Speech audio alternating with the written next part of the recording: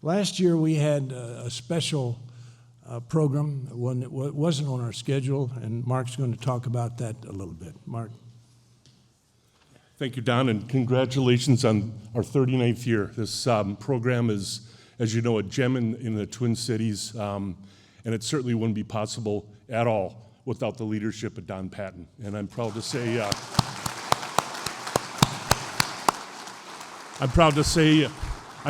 I'm on the board and work with some amazing people to make this program happen. As Don mentioned, last April, actually April 21st of this year, we had the good pleasure of welcoming a gentleman all the way from Dallas, Texas, Major John Lucky Luckadoo. Was anybody here at the program? 561 people were here that evening, and it was one of the benchmark programs that we've ever had in the history of our 39th year. I'm sorry to say that John passed away at 103 years old on September 1st. I just went down this weekend for his celebration of life service, and it kind of took a life of its own. The Air Force offered to fly a B-52 or an F-35, the family's choice, as a flyover in tribute to John, but they held the service at the Presbyterian Village Retirement Center. And if a B-52 went over at about 1,500 feet, there'd probably be 3 heart attacks. So they declined. But it was extremely well attended. There was the commander of the current day 8th Air Force. There was a personal message that was read by Tom Hanks. And John's favorite thing and his secret to longevity, if you asked him, was good scotch. And there was plenty of that. So anyway, I just want to remember our friend, and we were so blessed to have him up here in the Twin Cities. And rest in peace, John. Thank you, folks. Tell the story about his daughter having the... Yeah. I talked to John on a FaceTime call. Yeah, I talked to John on a FaceTime call, and we basically said goodbye to one another. We told each other we loved one another, and all the great memories and the trip to England and all this and that. The end was getting close. His daughter Lainey and her husband Rick is a retired physician. He said it's going to be soon. So Lainey took a phone and she pulled up a YouTube video of a B-17 Flying Fortress starting its engines and taxiing out, and then the advance of the throttles and the roar of the engine as the aircraft took off. Well, John was pretty heavily sedated. However, he was laying in resting peacefully.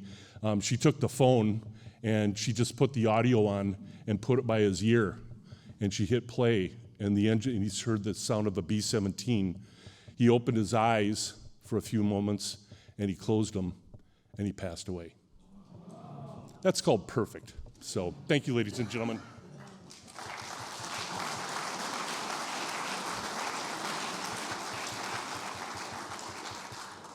Mark had worked over 2 years to try to get Lucky to come up here, so that was a great program, and we appreciate your support of that. Well, listen, we're moving forward for tonight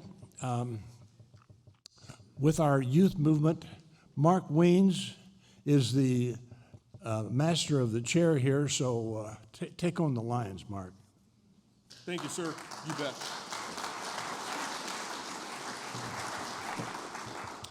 Well, welcome. Let's celebrate the 80th anniversary of not only victory over Japan, but the end of World War II. And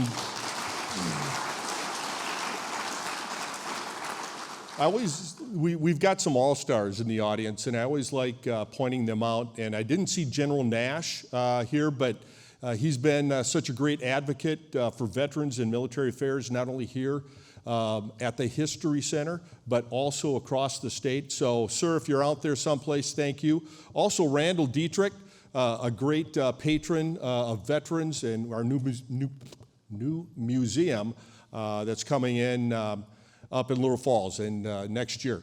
Also, General Wickman, who just recently retired, has deigned us with his presence tonight. So, Mike, welcome home. And then also, Anchorman First Class, Captain Brooks Berg, is here. Great job with the student outreach. That was a good group to start off our 39th year. Tonight we have a double whammy. The first double whammy is we have 2 authors that will be lecturing. And we're going to keep them on track, and they will be just dynamic as heck. But wait, there's more. We have 2 World War II veterans tonight to enhance all the stories that you hear from all the book learning from people that saw it on the ground. So let's give them a round of applause.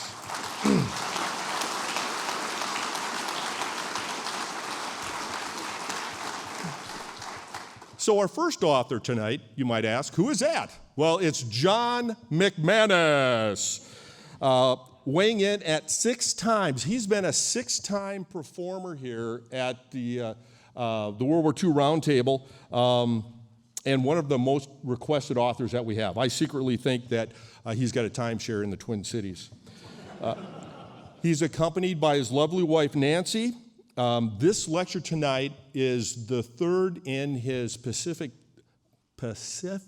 trilogy, really documenting the Army's travels through the Philippines and liberating the Philippines, conquering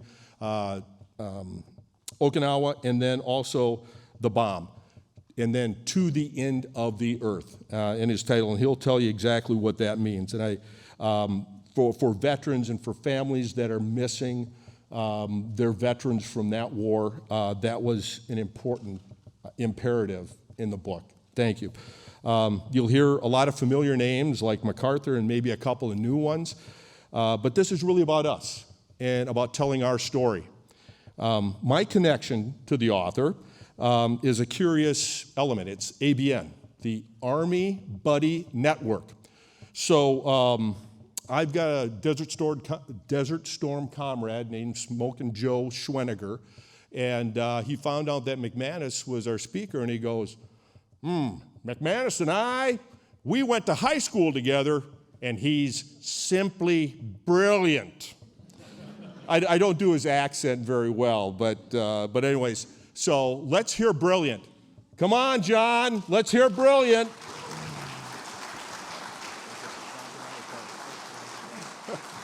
Woo! A lot to live up to. Just want to say here and now, I put Joe up to that. I paid him a lot of money months ago, so it's all paid off. It's just such an honor to be back here. I'd first of all like to thank all veterans for your service, of course, especially World War II veterans. I know that means a lot to all of us. It's great to be here in the Twin Cities. I am looking into a timeshare. I'll only be here in the summer, though, in September, so not in the winter. So if you're looking at me other time, I won't be here. But no, seriously, it's a pleasure. Thank you for making time to come here and subject yourself to listening to me. I really do appreciate it. So tonight I would like to take you into the world of the Army in the Pacific in 1945 to see sort of where we are. And I want to give you a little perspective, too, which I know I have before, but I think it's worth revisiting, that this is an Army that is just enormous in structure and scope and purpose and capabilities. It's just remarkable. As you get to 1945, there were 1.4 million Army ground soldiers somewhere in the Asia-Pacific theater in the war against Japan. By the end of the war, about 1.8 million Army ground soldiers would serve somewhere in the war against Japan. Your larger perspective in American history for that is that that is the 3rd largest military force this country has ever sent overseas to fight one of our wars, behind only the World Wars I and II European theater armies. So right there, it gives you a sense of the size and scale of this thing. You're talking about 21 plus infantry and airborne divisions. There were no armor divisions in the war against Japan, but there was a lot of armor. The armor divisions, of course, tended to go to the war in the European theater, but there were pretty sizable armored formations, including one that was division size that's going to be in the Luzon campaign in 1945. So in other words, there's a lot of combat power devoted to this. There were 6 Marine divisions that also fought in the Pacific that I would argue, and this is sort of what attracted me to doing this trilogy, I would argue that the Marine divisions have endured in our popular memory memory as those who fought the war, kind of. Certainly they did, and they punched way above their weight. Their valor was off the charts, obviously, but there just weren't that many of them. And by design, of course, this is certainly a combined arms war. You're going nowhere without the Navy, so it's a war of naval power and air power, as all modern wars tend to be. But it's also a war of ground power. And so I hope that maybe the trilogy is a bit of a reminder of that, that the ground power is also preeminent in its own way. And that when it came to doing the fighting and dying on the ground, it's the Army that really does the vast majority of it, even though we tend to remember the Marines most in popular memories. And so I hope to take nothing away from the Marines by making that point, except to give you the kind of larger context and perspective, and beyond just a sort of, interesting factoid. I think the takeaway that maybe I'd like you to have is that if you're thinking about a kind of vast peer-to-peer war in that part of the world, which is about a third of the world's surface of ocean and continent and islands, about a third of the world's surface. If you're talking about a war against a peer operator, as our armed forces are so much geared up today in worrying about China, it's worth remembering that back 80 years ago, you needed a large land force in order to win that war. And of course, warfare changes on many levels, of course, over the course of those decades, but some things don't. And so I think it's important to kind of learn those larger lessons from World War II. Now, nearly 42,000 of those Army ground soldiers, guys like these, did not survive the war. And so we learned in the discussion before tonight that we had with the kids, incredible educational program, by the way. I want to commend all of you for doing it. I think it's so cool. I'm an educator myself, and part of what animates me is to get young people interested in all history, of course, but the history that I think is so incredibly important, World War II. Yeah, we learned that about 111,000 Americans lost their lives in the war against Japan, and so I would add to that about 42,000 of them were Army ground soldiers. That is the plurality of our deaths in World War II, in the war against Japan, were suffered by Army ground soldiers. Not Marines, not sailors, not Army Air Forces, though obviously they paid a heck of a price too. In terms of amphibious invasions too, the Marines carried out 15 in the course of the war. The Army over 100 in the course of the war. Robert Eichelberger's 8th Army alone in the spring of 1945 carried out over 35. So again, to give you that kind of larger perspective of what we're talking about here. That 42,000 number that I gave you, that was more than we had lost in all of our previous wars, except, of course, the Civil War and World War I. But every other war Americans had fought, we had suffered fewer fatalities than we suffered just for the Army alone in the war against Japan. So that gives you I think, a contextual perspective. As we get into 1945, this Army is just staggeringly complex and is capable of doing so many missions, one of which I just alluded to, amphibious operations, but there's also, work with guerrilla operators, especially in the Philippines. There is just a medical effort on a scale that really hadn't been seen up in human history up to that point in time, that literally makes it possible to fight the war in a really inhospitable environment of disease and insects and whatever else. You've got engineering on a scale that was unimaginable, building the infrastructure, combat engineer, typical mission of, dealing with mines and fortifications and all that. I mean, just things like that to step back and say, wow, it's enormous. Transportation, the Army has its own Navy during the war because the Navy is so overstretched with global shipping that it's actually okay with the Army controlling some of its own ship, mainly to transport stuff, material. Everything has to be moved. Everything has to be put in position. And once ashore, and unloading is arduous, it has to be moved from one place to the other. So you can just imagine, what an enormous kind of effort that is. And of course, oh, by the way, combat operations of every type and description you could possibly imagine, and fought with a savagery and ferocity that really, I think, marks us to this day, 80 years later. And why I think, in a way, when we study World War II, if we really want to think about what applies to ever since, the type of combat fought in the war against Japan is really more analogous to what we've seen ever since. The war in Europe, certainly both sides, on the Western Front at least, try to observe some level of rules of war. You don't really see that in the Pacific War. And so the Americans themselves have to come to terms with saying, okay, well, what lines do we cross and not cross? And so the way this had tended to work out by 1945 is that you're just kind of fighting to the finish. The Japanese, of course, will rarely surrender. The Americans usually don't want to take prisoners at by that point, and so it is a kind of kill or be killed proposition, and it's of course, extraordinarily traumatic for everybody involved. So the other harbinger, too, I would say, is that, the place where this is fought in Asia.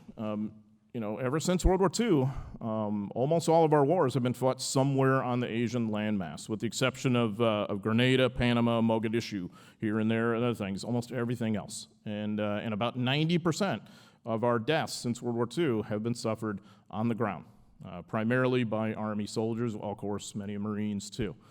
So again, at a very time when ground combat was supposed to become obsolete. Instead, the opposite has happened, and World War II in the Pacific Asia theater is kind of our harbinger of that. So where do we begin to discussing the identity of this Army and what it's doing as we enter 45? Well, you got to start with this, right? Douglas MacArthur. Of course, MacArthur would want us to start with him because he would see himself, as the main character, the Zeus of the theater. He's MacArthur, so obviously everything needs to revolve around him, and I certainly don't want to go against General MacArthur, so yes, we will begin revolving around him. He commands what's called the Southwest Pacific area. He's a theater commander. If you're looking really closely here at the image, you see he's a 5-star general by this point in time, which means that the image has to have been taken by mid-December 1944 or after, to which he would have been promoted to 5-star rank. So MacArthur had, of course, once really chafed at the lack of priority that he felt that Washington policymakers had afforded to the war in the Pacific, particularly to his theater, and had said, I'm getting by on a shoestring, I'm doing this with all sorts of, under-resources, and he's an adamant opponent of the Europe First policy. He believes in Asia first, and really, I think he has some level of insight in understanding the importance of Asia for America's geostrategic and geopolitical future. But MacArthur's also very self-centered, as we just documented, and so it's also like, well, of course it's the most important room, I'm in it. That's kind of MacArthur's viewpoint. So he had really, complained a lot, but I'll tell you, by 1945, he is just lavish with resources now, and he controls vast land forces of incredible potency. And in fact, in terms of his theater, he's second only to Eisenhower globally in terms of American combat power apportioned. Okay, so by then, of course, he had operations coming back to the Philippines to liberate it, and of course he's had this whole career that I won't get into, but he's really been quite innovative and adaptive on some level, in some ways in this war, and he's a very interesting character, of course, and one of his staffers once said, none of us really knew MacArthur. We all saw fragments of the man. And I think there's a lot of truth to that. He had these different elements to him. He was a very complex kind of guy. He was, by 1945, spending a lot of time with his pilot, Lieutenant Colonel Dusty Rhodes. And Dusty Rhodes probably knew him as well as anybody at that point. And this is what he said about him, in 1945. He said he had some feeling that he was a man of destiny. He seemed to believe that he was especially protected so that he could fulfill a mission. What was that mission? The liberation of the Philippines. If there's a bigger word than crusade, it would apply here. MacArthur believed very strongly that the United States had to redeem itself and liberate the Filipino people. And so, of course, as I mentioned, we'd already had the invasion of Leyte in October 1944.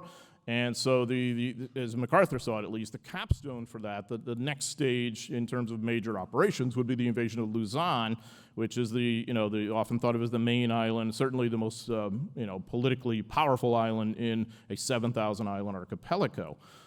So it, of course, has the capital of Manila, and it had once been MacArthur's home. So this is a homecoming for him on some level. So he's got a major invasion plan in January 1945 that, again, we kind of tend to overlook because Iwo Jima and Okinawa are going to happen more or less around the same time. And but what happens in Luzon is every bit as big a battle, and it is incredibly ferocious. So he's got two key guys to help him in this sort of liberation crusade. Now, the first one here you see, the guy on the left, is Lieutenant General Walter Kruger, who commands 6th Army, and actually in terms of like operational control of ground combat forces in the war against Japan, there's nobody who commands more ground troops than Walter Kruger, who is commander of the 6th Army.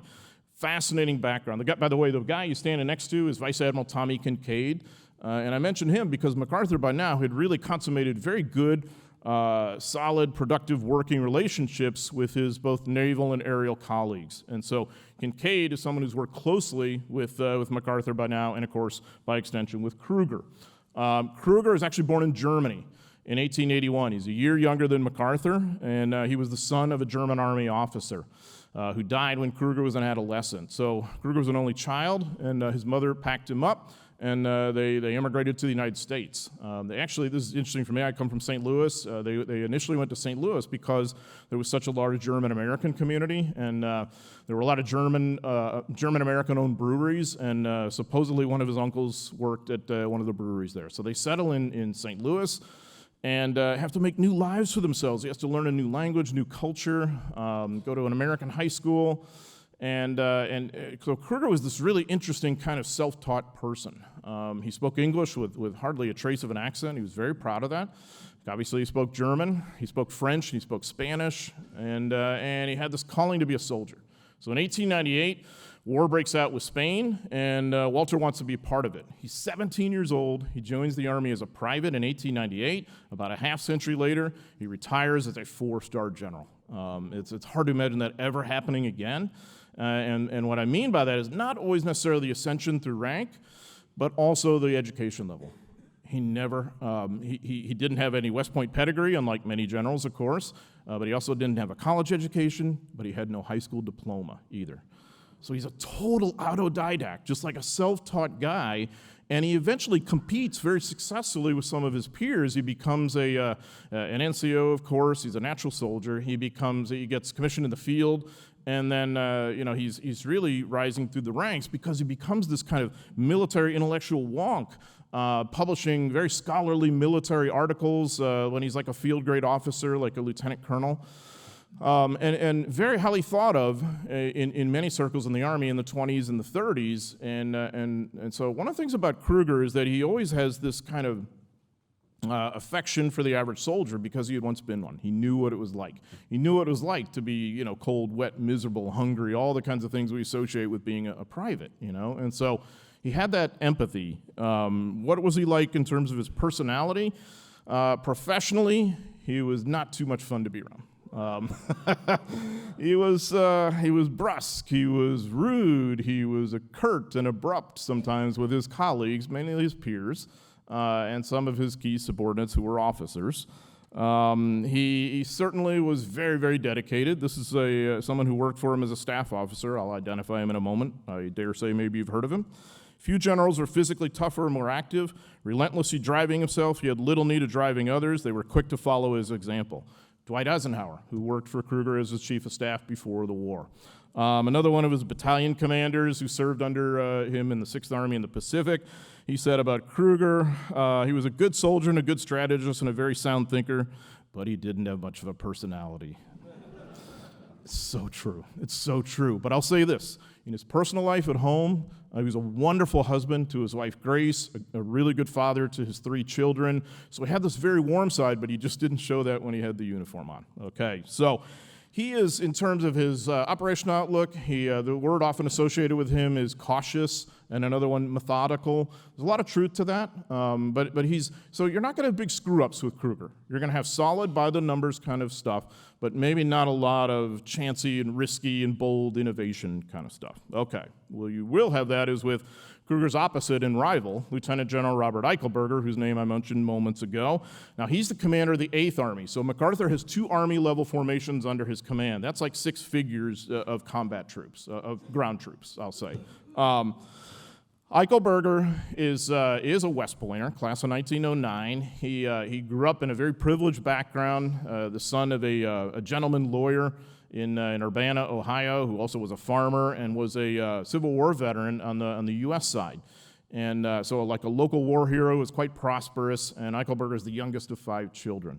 Beloved, very good kind of background, but like a lot of prosperous parents, Eichelberger's father felt that his kids just simply weren't tough enough for the world, and that they weren't going to make anything of themselves. So he tried to test them constantly. So the Eichelberger family was like a reality show. There's this blood sport going on among the siblings, and you got 4 boys and 1 girl, and so you're the baby of the bunch. You're not going to win much, and so everybody loved him, but they didn't take him very seriously. Little Bobby, and so he has this kind of mindset of wanting to achieve himself, achieve things and show that what he can be.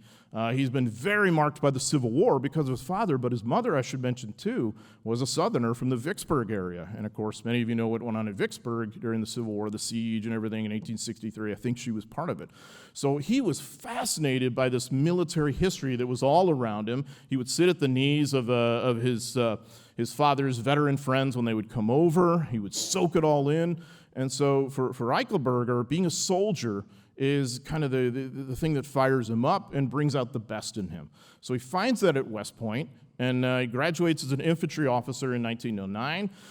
He meets and marries the absolute love of his life, Emma. Eichelberger was a wonderful husband to her. They had no kids. They had each other and Bob's career.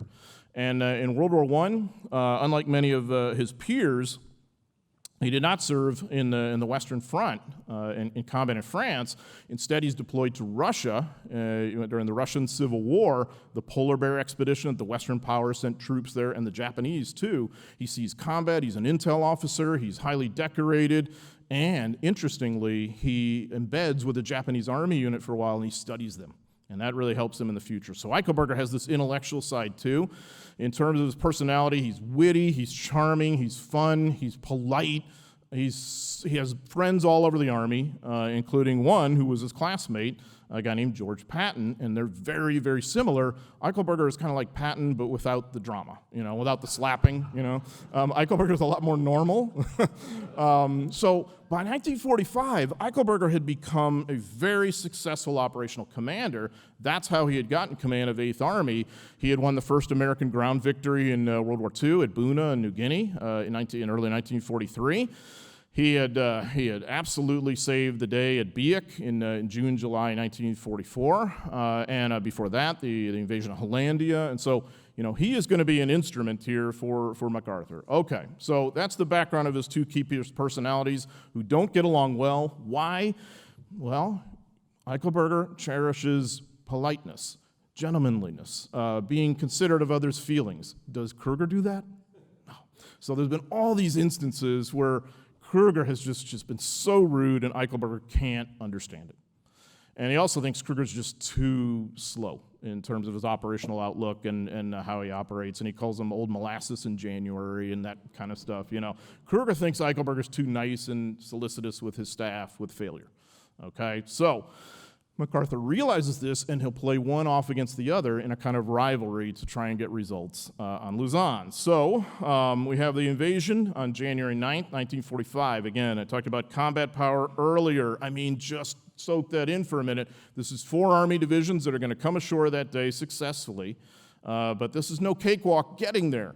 Earlier tonight, in the briefing, we'd heard about kamikazes. Yes, they're in play by now. The Japanese unleashed kamikazes on the fleet that is carrying these 4 divisions, and then all the rest of the order of battle that you see up in the left corner. Look at all that combat power waiting to deploy. Some of it on ships, some of it not. And so, there's no ship sunks, but there's 503 sailors who lose their lives in those kamikaze attacks to get these 4 divisions ashore.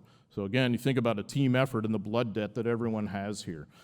So the 4 divisions get ashore, and the Japanese have just under 300,000 troops, roughly, on the Luzon, spread off into 3 groups like you see there, under the famous General Yamashita, who is certainly one of their better commanders. So the other thing I wanted to mention is it's really important to know that the Filipinos play a leading role in their own liberation. Filipino guerrillas, Filipino more mainline formations, Filipino civilians.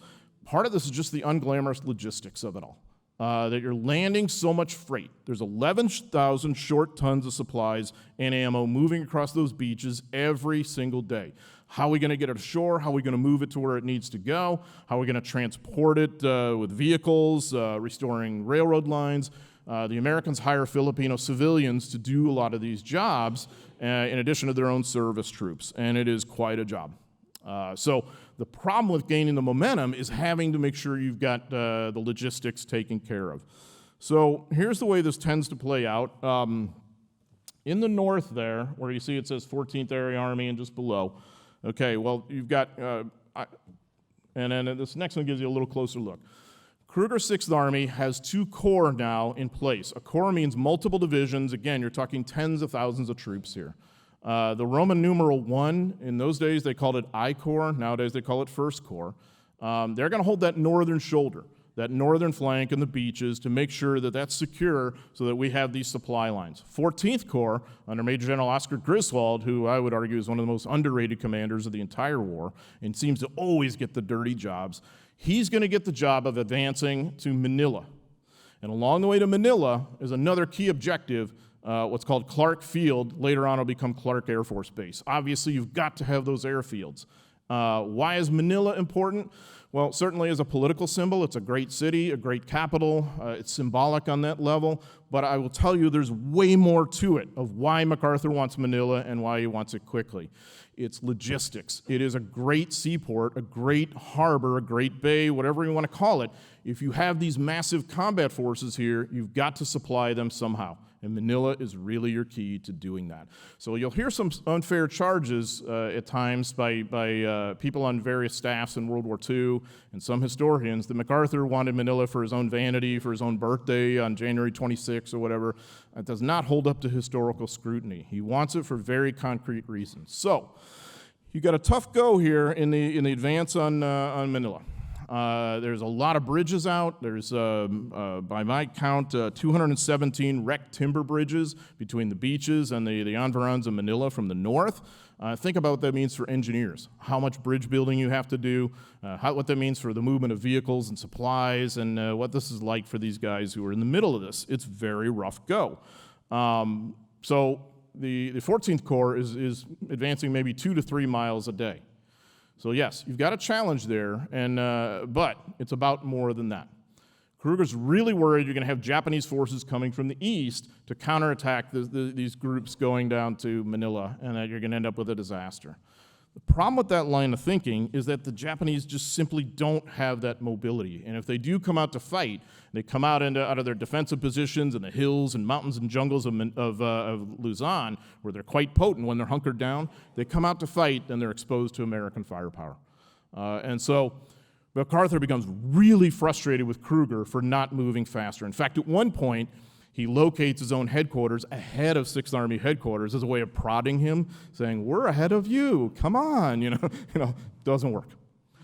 You've got a very deliberate commander who's going to do things his own way and is going to take the safety first approach, and I'm not standing up here criticizing him for that. It makes some sense. But I am saying, if there's anyone to be criticized, I would venture it really should be MacArthur, because he's miscast his commanders here. If you want that quick dash to Manila, Kruger's not your guy. It's Eichelberger. And many on MacArthur's staff are starting to realize that by the end of January. They're saying Eichelberger should have gotten this job. Well, MacArthur's thinking something of the same thing, but he tries a kind of end run that you can see on the map. So you'll notice here in like the midsection or lower of our map, or the lowest part, there's an invasion at Nasugbu that happens at the end of January 1945. Now that is Eichelberger basically controlling the 11th Airborne Division. Yes, there were paratroopers and glider guys in the Pacific too, not just Easy Company in Europe and whatnot, This is an amazing unit, and it's, sometimes said that opposites attract. I would argue that similarities attract even more. And what I mean by that, Eichelberger and the division commander, Major General Joe Swing, are so alike. They're both really, really aggressive, lead from the front, kind of valor first, soldiers are everything kind of guys.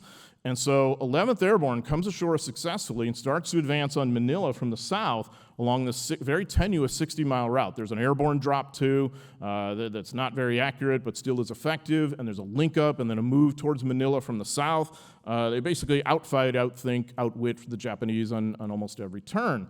But remember, it's just one lightly armed airborne division. And it's going to be hard to move into a fortified urban area with just that unit. So this can only take you so far. But MacArthur was hoping that unleashing Eichelberger in this way, and you can imagine how enthusiastic he was about moving so quickly, that he thought this would speed up Kruger. No such luck. Unfortunately, it's still this kind of deliberate advance. So you end up with this pincers move into Manila, and the hope was that the Japanese aren't going to fight for Manila. But if you think about it, the Japanese, they're down to just basically bleeding you as much as possible so that the Allies will stop short of unconditional surrender and negotiate some sort of end of the war with the Japanese Empire still intact somehow. And really at this point, when the Americans are going to get ashore because they control the air and sea, the best way to do that is really just to inflict mass casualties on them. Is there any better way to do that than in an urban environment, in urban combat? So General Yamashita claimed that he did not want to fight that way, but there are others who are cut off in Manila, including a rear admiral named Iwabuchi, who decides, yes, this is what we're going to do. So there's a garrison of about 15 to 20,000 Japanese, naval guys, and about 1/3 of them soldiers, who will hunker down and fight to the death for Manila. And so this is the heart of the city, where in February 1945 and into March, you have one of history's most horrendous urban battles ever. It's the 1st Cavalry Division and the 37th Infantry Division that are doing most of the fighting. The 11th Airborne runs up against the Ganko line, like on the southern approaches to Manila, and it is a bloodbath for them too. Just give you one account of a typical soldier leading a squad in the 1st Cavalry Division. His name was Sergeant Warren Matha. He remembered, you'd kick in the door, you'd stick in a flamethrower nozzle, and you'd roast the Japanese alive. I can still hear them screaming. I could still smell the burning flesh. Graphic, I admit, but that's precisely what was going on. A room-to-room, house-to-house fight that's incredibly tragic. And I would also alert you to the larger pattern here. The Americans, as we get closer to the end here, are using one of humanity's oldest weapons to bring Japan to its knees, and that is fire. You're seeing that with the firebombing raids by the B-29s at that point in 1945. You're seeing that with flame tanks that are in play by Iwo Jima and forward. And you're seeing that at the infantry squad leader level with these flamethrowers, right up front. Sometimes the American engineers even would simply pour fuel into Japanese-controlled rooms and just simply set them afire and just burn them alive in there. When any Japanese body that they would see in the streets, they would just simply they'd pump around in the person's head in case they're playing possum, and they would sprinkle them with lime in hopes of suppressing the stench, usually in vain. And then they would just move on, and they would stack them up and move on to the next guy. Just a horrifying, no quarters asked kind of fight. So Japanese bodies were lying just everywhere. And there's another element of this too. Of course, the population's caught in the middle. Think of the sacrifices the Filipinos are making for their own liberation now. Some of them are fighting there, but mainly we're talking about civilians in a big urban environment here, many of whom couldn't get out before the battle. So they're getting killed by the firepower of both sides. And I apologize for showing these images, but this is what the battle was. But there's much worse. In many cases, the civilians are getting killed by deliberate Japanese atrocities. Iwabuchi has sent out a chilling order. I've seen the order myself, and he basically says, all people on the battlefield, with the exception of Japanese military personnel, Japanese civilians, will be put to death. And his justification for that was, well, the Filipinos are helping the Americans, so basically they're all a threat, from babies on up. Kill them all. And this is the tragedy of this war on so many levels. When the war began, most Japanese military personnel saw themselves as liberators of fellow Asians from white imperialists. And you can kind of understand why they would feel that way. But really, Japan was just another imperial power coming as a really much worse conqueror than the white imperialists had typically been, especially in China. So here, when they come to the Philippines, many of these guys are just everyday guys, and they come to the Philippines and they have that kind of liberator mentality, and they realize the population tends to be pretty pro-American, and is, in many cases, working as guerrillas against them, for the Americans, and, participating for the Americans, so the anger builds up and the dehumanization and all that. And it's one of the things that contributes to these atrocities, which is one of the horrifying tragedies of the end of this thing. So, the order that I alluded to a moment ago, actually gives instructions as to how to kill people without using ammo, because Iwabuchi wanted the ammo used on the Americans, to do the fighting. So they're basically packing people into buildings and burning the buildings with people inside, and they're stabbing people and clubbing people to death. So these bodies you see here probably are killed by Japanese somewhere. Some of the perpetrators kept ghoulish tallies of people they killed, using guerrilla as a euphemism.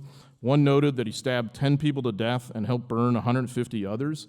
And then another sadly wrote, because he had a self-reflection moment, he said, "The innocence I possessed at the time of leaving the homeland has long since disappeared. Now I'm a hardened sinner, and my sword is stained with blood. May God forgive me, may my mother forgive me." And I think that's worth just sort of reflecting on in a minute. That guy did not come to the archipelago to commit atrocities, but he's led to it by this environment that's around him, a really terrible environment. And it shows, it's very chilling what can happen with everyday people under the wrong circumstances here. There's an idealistic lieutenant who comes to the archipelago thinking he's a liberator, and he keeps a diary. By the end of the diary, he literally writes in the diary, "The Filipinos are total traitors to Asia. They should be killed to the last man," kind of thing. It's just like eye-opening. By the time you get to the end of this horrible situation here, you can imagine the Americans are fighting, this incredible, urban battle, but it's a humanitarian operation too. Saving as many people as you can. Imagine the trauma of that, how difficult that was on so many levels. The Americans lose about 1,000 killed and 5,600 wounded. The entire Japanese garrison is more or less exterminated. We don't know how many Filipinos die. It's certainly in the tens of thousands. And we can say some of it is to firepower, but probably the majority to the atrocities. So this is what Manila looks like in the aftermath. It's horrifying, isn't it? So you've got this enormous humanitarian operations on your hand. In addition to rehabbing the port facilities, all of this kind of stuff. And on top of it, MacArthur gives orders for Eichelberger and 8th Army to clear out the rest of the archipelago. More invasions elsewhere in the central part of our map and the lower part of the map off the map.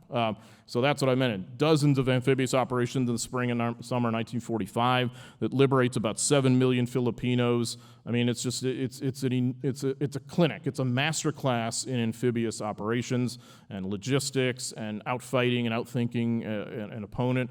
It's brilliant, but it's kind of strategically pointless because you're advancing the opposite direction from Tokyo. Why does MacArthur want this, though? Because he's worried about Japanese atrocities against the population, and he wants them under American control as soon as possible. So Eichelberger does that for him in a brilliant way, but we don't remember it much because it's not really something we can say, okay, this led to us eventually advancing towards Tokyo or whatnot. But it's worth knowing about in the sense of what happens in the Philippines. So in the meantime, 6th Army is just fighting on Luzon the rest of the war. Day by day, this unglamorous, enervating fight that goes on literally till September 2nd, 3rd, 1945, after the surrender ceremony aboard the USS Missouri, when Yamashita will finally surrender. Just give you a kind of microcosmic example of what this is like for these guys, the infantry who did most of the fighting. Now notice this image here. Notice the Filipino guerrilla in the lead as the guide. And then the Americans behind him, and notice the terrain that you're fighting in. It's really horrifying. So the 130th Infantry, the 33rd Division, this is 4 months on the line on Luzon.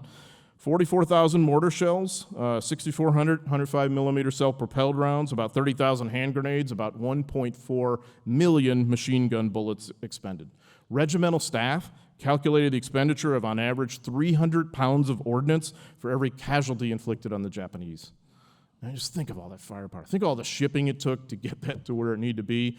And the sad reality was that by the summer of 1945, if you were a Japanese soldier on Luzon, the bigger threat to your life tended to be malnutrition or disease, more so even than American firepower. The Americans are fighting in this kind of terrain, having to be resupplied by air. You see the use of helicopters for the first time, very few, but some, usually as medevacs. And so 6th Army is just fighting and dying in these hills and ridgelines and mountains all the way through to the end of the war. And Kruger reports about 38,000 battle casualties, including over 8,100 killed. I would argue that's a little disingenuous. they really suffer about 93,000 casualties because they have a lot of people they lose to disease and do combat fatigue, all of which was like, combat related. So this goes on to the end of the war, and here's your sort of aftermath by the time we get to VJ Day and beyond.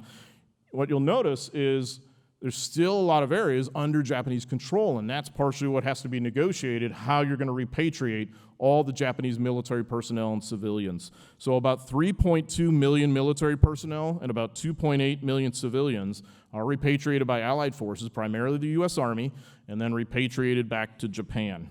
This is a monumental war, of course, that has created many, many, many legacies, but I'll just cover one of them in sort of the last phase of my talk here. The American victory, of course, as we said, comes at a really fearful cost. 111,606 dead, basically killed or went missing, people who did not come home. The plurality of these deaths, as I mentioned, was among Army ground troops. So if you were one of them, you had a 2.3% chance of losing your life among those 1.8 million who served. Those whose remains had been recovered were scattered now among 133 cemeteries all over the Pacific and Asia. There were 9 in China, there were 55 in Burma and India. Overworked graves registration teams had, during the war, policed up these remains and then tried to give them a decent burial the best they possibly could and account for everybody they could. Horrible, thankless, and traumatic job of handling the remains. This is one guy who remembered what it was like. He was on one of these teams. He said some stared wide-eyed. Others had died in the middle of a scream and their mouths hung open. Others had no face at all. The work was nightmarish and it ate at our hearts. So, they have done the best they can to bury people all over the place in theater. And at the same time, the federal government has decided, we've got to give the families some options about what to do with these remains. So on May 16, 1946, Congress passed a law creating what's called the Return of the World War II Dead Program. It was an attempt to recover and repatriate as many of the dead as possible. And, just the existence of that program tells you something about the U.S. As a country that was supposed to value its citizens' lives, and a government that was supposed to be accountable to the families for what had happened to their loved ones, and the expectation of such, and the wealth and the security to do something about it. So next of kin had the decision to make, whether to have the remains that had been recovered returned home or buried somewhere permanently overseas in a cemetery maintained to this day by the American Battle Monuments Commission. You would fill out Quartermaster Form 345, and you can imagine how difficult that could be, maybe if family members disagreed and whatnot, which they did sometimes. But 61% decided to have them return. So just as the Army had done so much fighting all over the globe, it now took the lead in carrying out this program. There were 13,000 soldiers involved in the Return of the World War II Dead program, and recovery teams like this spread far and wide, literally to the ends of the earth, hence the title, sometimes in dangerous places to recover the dead, to identify graves, and perhaps to have the remains brought home. The job was exacting, almost ghoulish. Similar to the way the Americans fought the war, they expended huge amounts of equipment and material. Crews sprayed a powdery, hardening compound into body cavities to minimize stench and fluid leakage. So on average, they expended about 2 to 5 pounds of compound per body. 1 gallon of deodorant spray per 20 bodies. 1 pair of gloves for every 3 to 5 bodies, on average. So just this expenditure of equipment, and that's what the job entailed. Basically getting down there in hip waders and moving the remains to wherever they were going to go. By late summer 1947, the teams had recovered and processed about 72,000 plus remains. They had collected about 30,000 plus in Manila, about 3,500 in Calcutta in India, over 23,000 on Saipan in the Central Pacific. They weren't all killed on Saipan, but they were all over the Central Pacific and then convened there, and about 2,000 in Yokohama. And that was primarily POWs who had died while in custody or aviators whose remains are later found and recovered. So at last, on September 30th in 1947, after combing through these cemeteries like you see there, ships like this, the USAT, U.S. Army Transport Honda Knot, a 4,000-ton Liberty ship, began to transport remains home. The crew of the Honda Knot had the first batch of 3,027 remains, and the crew had meticulously cleaned the ship and lathered it with a fresh coat of paint for these very special, distinguished guests. The remains are now ensconced in steel caskets, and 10 days later, in the image you're looking at here, Honda Knot majestically glided on the Golden Gate Bridge in San Francisco Bay. A cannon boomed in the distance. The ship dropped anchor opposite Marina Green. Hundreds of people had gathered for a somber memorial service. The group included the mayor, the Secretary of the Navy, and General Mark Clark. So port crews then unloaded the now flag-draped caskets and loaded them on specially fitted rail cars for transportation to their various destinations. So the coordination for this is just absolutely amazing. Telegrams went to the next of kin, telling them the status of their loved one and that their loved one was on the way home, and all sorts of logistical details. Each casket was escorted by a specially trained serviceman of equal or higher rank, many of whom, of course, were veterans of World War II, many of whom that were not just randomly picked, but they're specially trained for this duty. That's the face of the government. And in many cases, they develop a tight bond with the families. In other cases, they're on the receiving end of some pretty traumatic, pretty anguished comments. So they had to deal with that with aplomb. So they are on duty the whole time. The Army had established 15 major distribution centers around the country that read like a travelogue of America. San Francisco, Miraloma, California, San Antonio, Fort Worth, Kansas City, Columbus, Ohio, Philadelphia, New York City, Charlotte, just to name some. So before groups large and small, large here, but small in many cases, mid-sized towns, remote outposts alike, the caskets were ceremoniously buried with full military honors, wherever the next of kin chose, at a price of $564.50 per funeral that the government would pay for. 78% were buried in a private plot or cemetery of some sort, the rest in a national military cemetery similar to what you see here. Among those now interred in their home soil were many thousands of Army soldiers from every corner of the war against Japan in the Pacific Asia. Private James Henson, who was in the 192nd Tank Battalion, who died at Berry as a POW of the Japanese. He had been captured in the Philippines in the early stages of the war. Sergeant Frank Simmons, who had died in the South Pacific of pneumonia. People were dying of disease. You could have pneumonia in the South Pacific, believe it or not. PFC Norman Petschauer had been killed in action with the 27th Infantry Division on Saipan in the summer of 1944. PFC Louis Profedo had once been captain of his high school football team. He was killed in action at the Battle of Buna, which I alluded to earlier tonight, under Eichelberger's command in 1942. Sergeant John Zangerly of the 37th Infantry Division, killed in action in Manila in the battle we discussed tonight. Lieutenant Buford Cooper was killed in a vehicle accident on the Burma or Stilwell Road that linked India to China to help keep China in the war logistically, and it opened up in the spring of 1945, and, killed in a vehicle accident. And PFC Monroe Hicks of Sikeston, Missouri, who in a Sign of Times, his hometown paper, referred to him as both a returning hero and, quote, a colored soldier. So in 1951, after 4 years in the shipment home of about 171,000 Americans from Europe and the Pacific, and the expenditure of nearly $164 million, the Return of the World War II Dead program, repatriation program, officially ended. But I would argue that the mourning never really did. Thank you.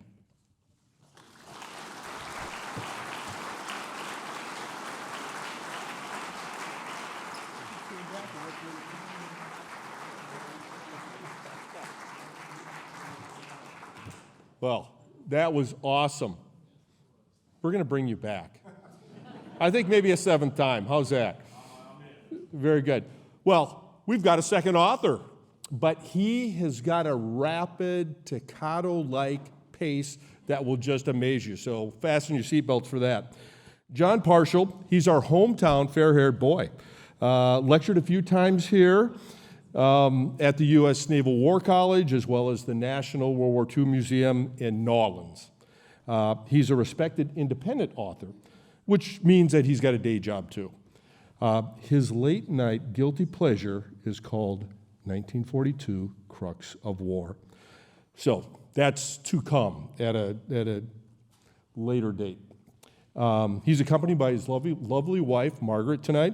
My connection to our author is his magnum opus, Shattered Sword, was required reading for the Army's Jedi School on the lazy Missouri River back in the day, before we met.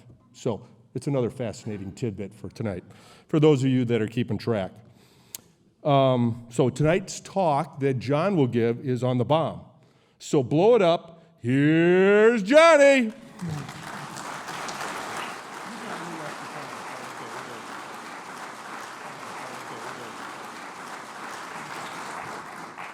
I'm going to talk for the next 7 minutes about the moral framework around the dropping of the atomic bomb.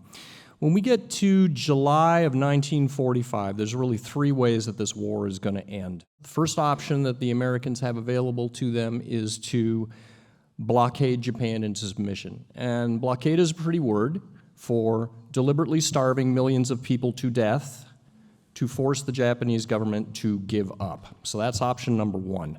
We're going to cut the home islands off, and we will also destroy Japan's internal food distribution system in form of both their inter-island water communications and, of course, the railroad network. So that's scenario number 1. Number 2, of course, is a physical invasion of the home islands to physically occupy Japan and to, again, get their government to throw in the towel. And the first part of that invasion would be aimed at the southern island of Kyushu, but it's possible that we then may need to do a second invasion up to the area of Tokyo as well. And of course, if we do that invasion, that is not going to necessarily stop the bombardment and blockade that's going to be going on, so that also will be occurring in the background while all this is happening. Or of course, the third option is drop the bombs, and hopefully the shock value of that will compel the government to surrender. There are problems looming with the invasion by this point. The original plan for Operation Olympic posited that there were going to be about 350,000 Japanese personnel on Kyushu and around 2,500 or so kamikaze aircraft available to defend that island. But the Japanese, being nobody's fools, have been able to figure out that this is the most likely place that the Americans are going to come ashore, because we know that the Americans need Kyushu as an air base to project air power up over Tokyo if they're going to do an invasion there. And so as a result of that, the Japanese have, by July of 1945, pumped in nearly 900,000 soldiers into Kyushu and have over 10,000 kamikaze aircraft either in Kyushu or close enough to the beaches that they can be used. And American intelligence is getting wind of this fact, of course, and is becoming increasingly concerned that the casualties that would be associated with a direct invasion are becoming prohibitive.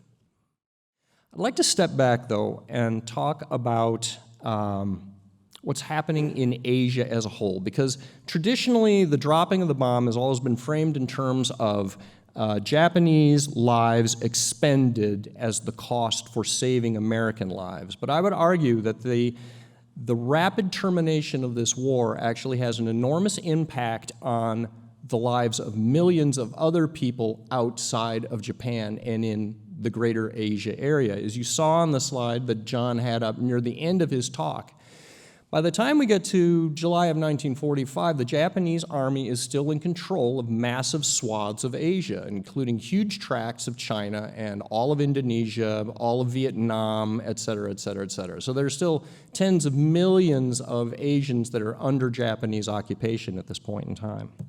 So if we take a look at overall mortality within the Second World War as a whole, you can see that the majority of the dying does happen in Russia, Eastern Europe, and Germany.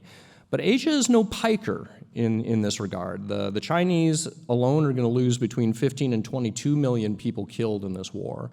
And at this point in time, there are also 2 massive famines that are underway in both North Vietnam and Indonesia as a result of Japanese military occupation. So the numbers are squishy here. We will never know exactly how many people are dying, but broadly speaking, in any given month in Asia, between 500 and 700,000 people are dying. Of those, 4 out of 5 are allied people, and only 1 in 5 is Japanese. 85% of that body count is civilian, And of those civilians, 3/4 are Allied civilians, primary Chinese, Indonesian, and Vietnamese again. So what I did was I did a spreadsheet exercise because I'm a numbers nerd and that's kind of how I roll. And I took those mortality figures and tried to build out the numbers that likely would come out as a result of these three options. What does happen if we bombard and blockade? What does happen if we invade Japan? So my bombard and blockade scenario is 8 months long in duration. It's going to go through the winter of 45 to 46, and eventually the Japanese will throw in the towel as a result of massive starvation. The Japanese themselves expected that if the war continued through that time frame, between 6 and 10 million people would perish as a result of starvation. So I'm taking the 6 million number to start with. The invasion scenario is a little shorter in duration in that it posits that the failure of Operation Ketsugo, that the Americans will get ashore in Kyushu and eventually secure that island, but there will be massive combat fatalities that come out of that, of course, that are modeled mostly along the lines of Saipan and Okinawa as the analogs. Or the third scenario, of course, is we drop the bomb. If you lay out the mortality on a spectrum, which I actually refer to as the spectrum of awful, this is kind of how the numbers break out. So the bombardment and blockade option that's going to run for 8 months will result in a body count of around 11.6 million people. Of those, a little over 7 million will be in Japan as a result of starvation primarily, and the remaining 4.2 million will be in Asia as a whole in the form of Allied, primarily civilian deaths. The invasion scenario is a little bit more bloody, even though it is shorter in duration. What ends up happening, of course, is you get more combat casualties in Japan itself. And bear in mind that during the battles of both Saipan and Okinawa, between 1/3 and 1/2 of the Japanese civilian populations on both of those islands were killed as a result of those campaigns. And if you recognize that there are 11 million people on Kyushu, even in the southern part of Kyushu, which would have had about 5 or 6 million, run the math, you get very, very heavy casualties as a result of that. But what happens if the starvation figures for the Japanese are not 6 million, but 10 million. Well, in that case, the body count goes up by another 4 million to around 15.6 million in total. What happens if the Japanese do not throw in the towel after Ketsugo, and we're now obliged to go to Tokyo and invade there as well? And the war draws out for another few months beyond that. You could easily have a body count north of 20 million people as a result. Or you pay the price and you drop the bomb and you're done. You pay the check and you're out. So as a result of that, I would argue that dropping the bomb, as awful as it was the least immoral war termination option that we had available from a portfolio of truly awful options. There was no magic silver bullet that was going to end this war without further expenditure of life. And furthermore, dropping the bomb, as awful as it was, actually saved disproportionately more Japanese lives than any other option. Thanks so much.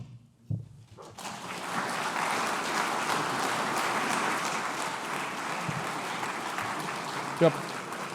Thank you, John. We're going to move on with our veterans. So if I could have the veterans and their family members come on up here. For John, they're in the FRN. On the Bataan Death March, how long after the capture of Manila, when was that prisoner camp released? Yeah, so there was one of the things that's going on during the Luzon campaign is MacArthur's really concerned about the possibility of the Japanese killing some of the POWs while in custody. So there's several elements to this. The 1st Cavalry Division goes into Santo Tomas University, where they liberate actually the military nurses there and also civilians who had been incarcerated during the war. We have a prison called Bilibid, which was an old Spanish prison where some American POWs were still being held at that point. They're liberated by the 37th Infantry Division, the other division that's fighting in Manila. And then, of course, most famously, you have the 6th Ranger Infantry Battalion that's going to have this very bold campaign, which the key to it, by the way, is Filipino guerrilla units that assist them to liberate about 500 plus American POW survivors at Cabanatuan. Now, on the heels of that, too, you have a civilian incarceration camp called Los Baños. And in that case, it's going to be an airborne operation, very, very well pulled off. That you're going to have paratroopers in tandem with guerrillas, guerrilla guides, and also ground troops who have come in via landing craft across a lake to come in and liberate these civilians who've been incarcerated. So there's several thousand who survive as a result of this. Now, the larger context is that these are just the smaller percentage of those who had become civilian internees or military POWs as a result of the 1941 and 42 campaign. Prior to the American invasion of Leyte in October 1944, the Japanese had evacuated the majority of American POWs, put them aboard ships, not identified those ships as having POWs, and the conditions aboard those ships, I say this very often, were really so horrifying, so terrible, so awful, that I don't think words in a human language can convey it, so I won't even try to. But the conditions were horrifying, and of course the irony is that these were unmarked, unidentified ships that are sunk by American submarines and American airstrikes in some cases. So this had happened to some, and the luckier ones then are sprinkled around the Japanese Empire, most notably the home islands, to be basically worked as slave laborers, and that's where so many are when the war comes to an end. They had originated in the Philippines, but they end up somewhere else. So like General Wainwright, who is the ranking American POW of the war, he's in, I think, Manchuria, when the war ends, and he's actually liberated by an amalgam of Soviet troops and others and OSS people, and it's this whole odyssey. So again, the bottom line for you, though, is that the ground combat units that are on the ground in Luzon do liberate some civilian internees and military POWs. It's one of the upbeat sides of the campaign. Great question. This is also a question for Dr. McManus. Yes, sir. We're going to, Bob has something to add, and then we'll come back to you, sir. Oh, I'm sorry that if I'm interrupting somebody else. Go ahead. It's always, we have bad things to say about the Japanese, but some of them were good. Some of the guards that we had were at night, when no one else was there to watch them. They were quite nice to us. And one night, one of the guards, I was sitting next to the bars, and one of the guards stopped and looked at me, unbuttoned his shirt, and showed me the cross. He was Catholic. And then he went like this. He said, "Say nothing." And so I did say nothing. And the other thing that happened that was rather peculiar was we were sitting on the banjo. Where you go to the bathroom on one hole, but it's about 3 feet long, and 3 people can sit there because it was crowded. And I was sitting there like this, and the person next to me was just like that, and then there was a third person. So I nudged them both like that. And the guard walked by and looked at us and kept on walking, and all of a sudden backed up. And he did the same thing. And all of us laughed just for the fun of it. We all had fun with ourselves, and it was just a good feeling. Okay. That was a good one, Bob. Another good one.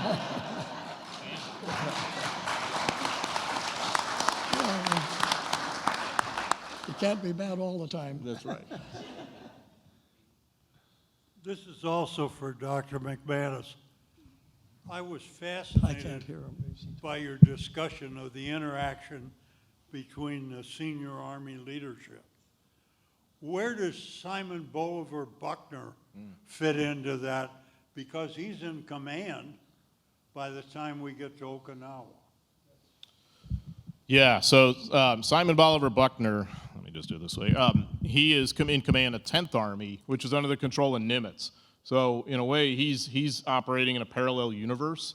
So he is not under MacArthur's command and won't be. Now, had, of course, he lived and the war continued and 10th Army gets involved in the invasion of Japan somehow, then he would have come under MacArthur's command because MacArthur was going to command all the ground forces. But no, he has no role with MacArthur in the war, and he had commanded for a while in Alaska before taking over 10th Army. Does he have a godfather on high in the Pentagon?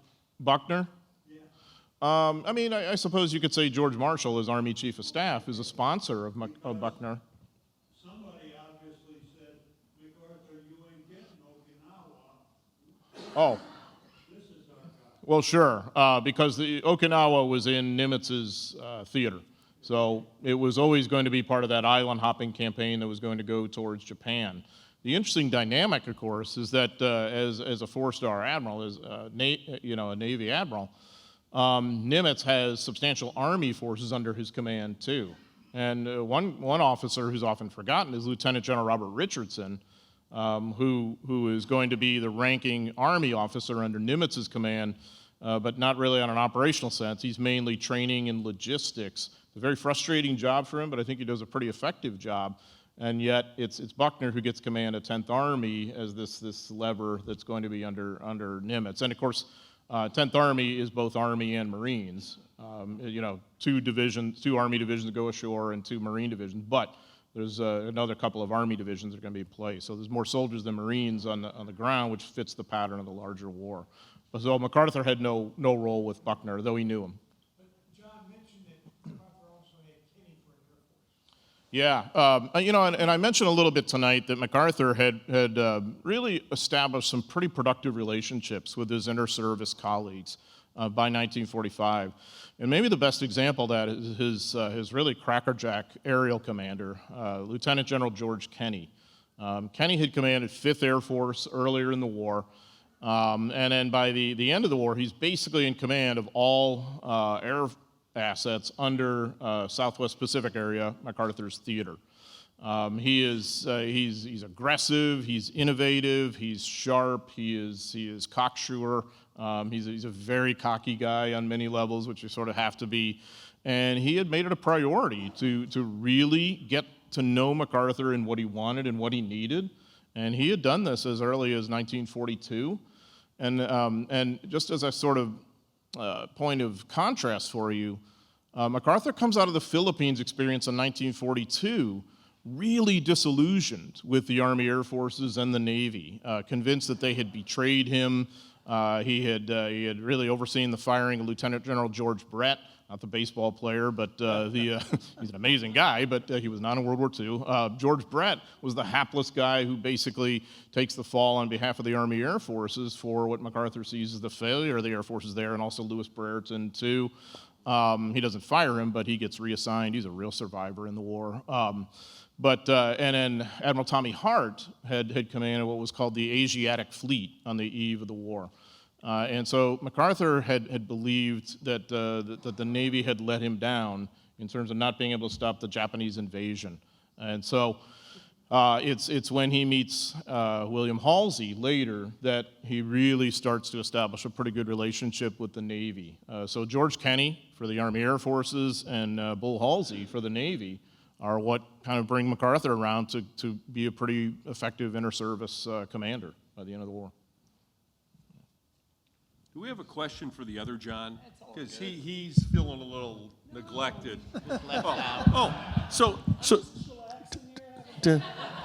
Tell us about the crux of war in 50 words or less. So for the last 16 years, I've been working on a new history of the year 1942. I'm actually laying it out as we speak, and it will be published by Oxford University Press next year in May. And unfortunately, it's even larger than my stupid Midway book, so yeah, this is the kind of book you don't want to read in bed, because if you fall asleep, it's going to break your face.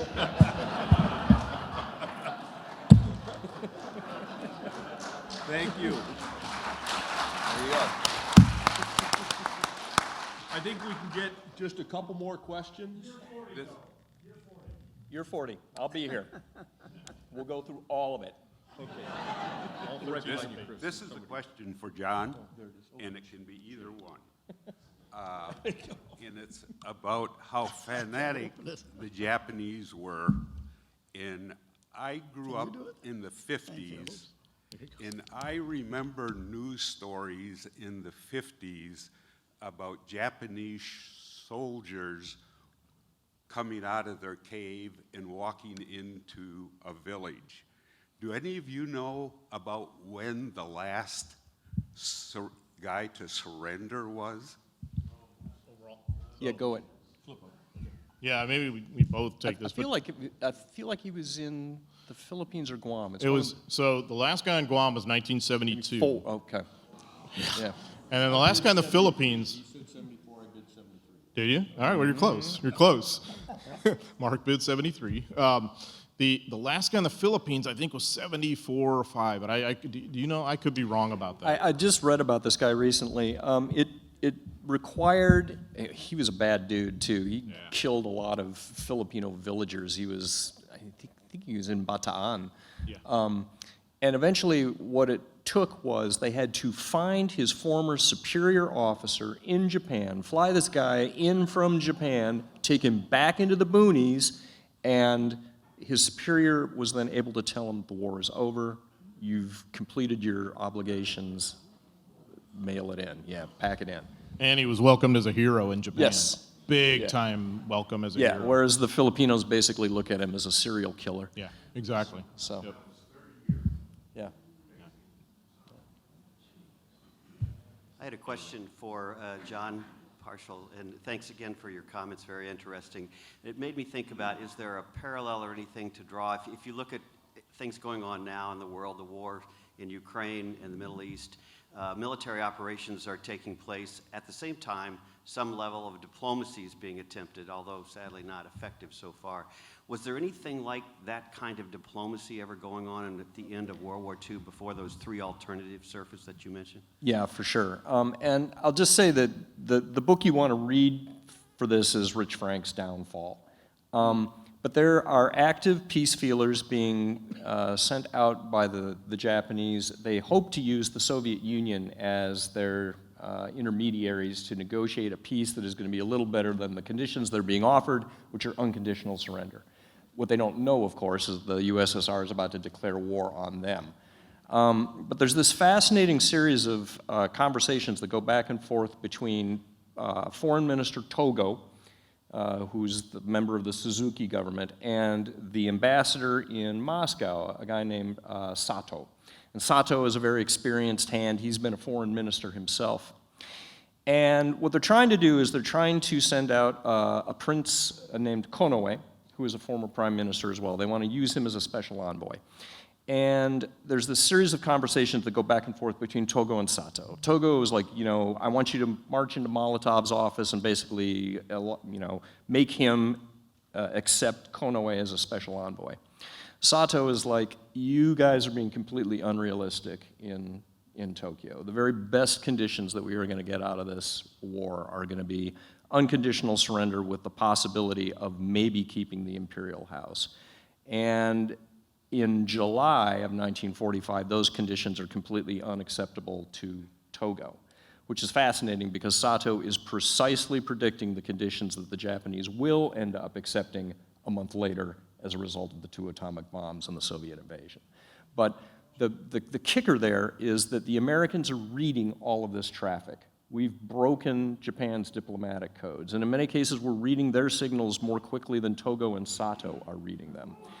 And so we are aware of the fact that the rulers in Japan, known as the Big Six, cannot come to internal agreement as to what terms they would accept for the end of the war, and that therefore negotiation at this point is really sort of bankrupt because there is no real peace camp in the Big Six at this point to try to make a peace happen. I hope that answers your question. It's kind of complex. I just did a talk on this very topic down at the National Museum of the Pacific War, the Nimitz Museum down in Fredericksburg, and that actually just ended up on YouTube like 2 days ago. So if you want the 40-minute blow-by-blow on that, I would urge you to go check that out on YouTube. We can take probably one more question. Is there another one? Okay. Why don't you, he's going to take him a while. Why don't you go?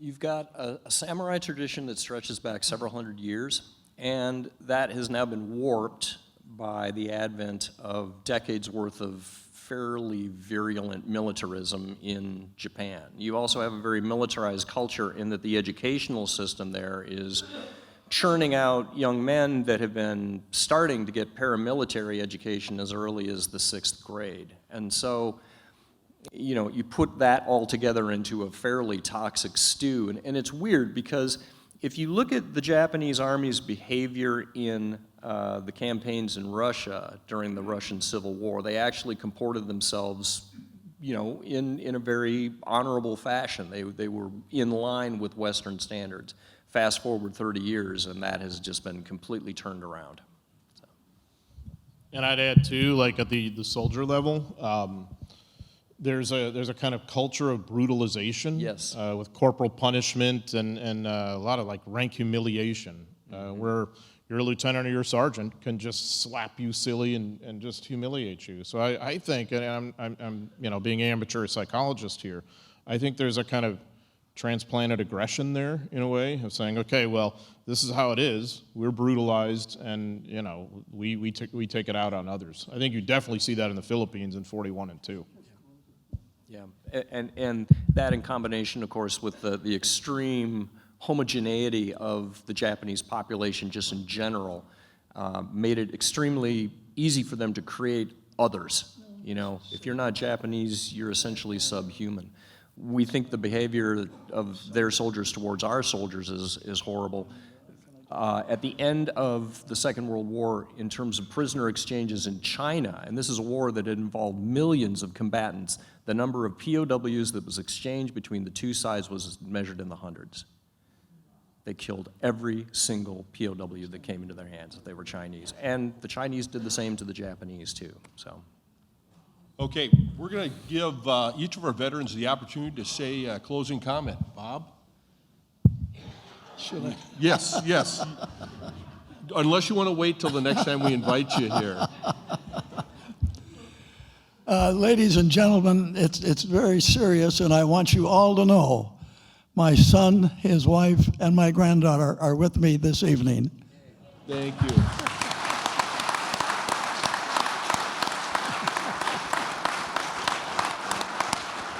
Your turn, Paul. One thing I want to say is thanks for this opportunity to tell my story.